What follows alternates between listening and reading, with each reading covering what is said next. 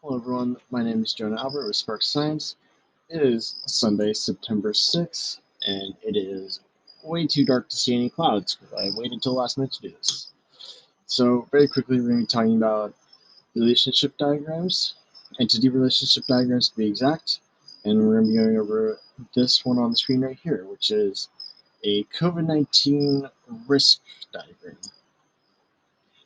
Very quickly, we have the patient at the core here, and their attributes, age, height, weight, if they wear a mask or not, and what type of health insurance they have, are just there to as basic information for patient and overall risk factors associated with the person in general.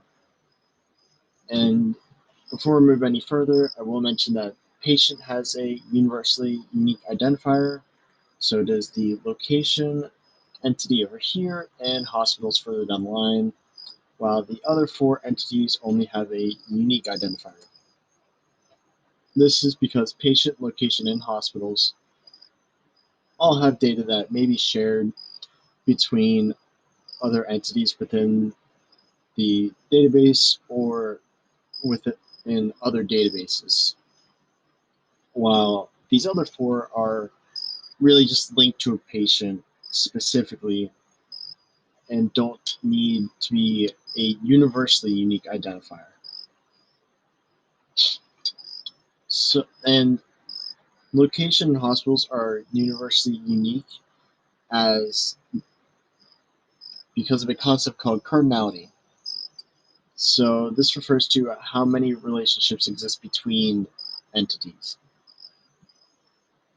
For example, the relationship between patient that lives in a location is many to one, as many patients can live in a location. While the relationship from location having hospitals is one to many, as one location can have many hospitals. Location, it's the characteristics of location are there to get basic information on how well their healthcare system can handle and how many people are there and how many people are coming in and out for school. Hospitals, again, just really quickly, these characteristics are there to show how many people a hospital can support for COVID-19 and what their turnaround is like for when a person does become infected. Within a patient also lives a lifestyle. This lifestyle is getting basic information of how they live, their diet, exercise, how much they drink a week, things that affect their overall ability to fight off an infection of any kind. Patient also lives in a house, so how exposed are they to other tenants? How well is the ventilation in the house? How many roommates are in there? Is their house a social hub, or do they have people coming and going? Just to track how exposed they could be while living at home, where being at home is where you're supposed to be the safest. Patient also has a job.